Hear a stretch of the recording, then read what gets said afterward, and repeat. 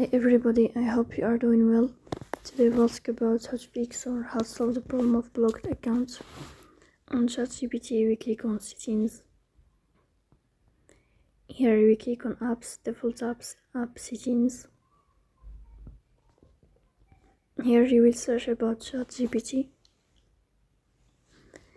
In this page of app unfold we go to first stop and we click OK.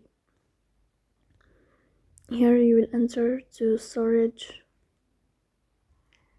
Then we click on clear cache.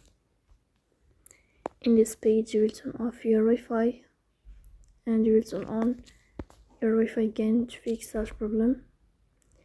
So that's all. Don't forget to support us by like and subscribe. See you next time in another video, and thank you for your watching and your attention.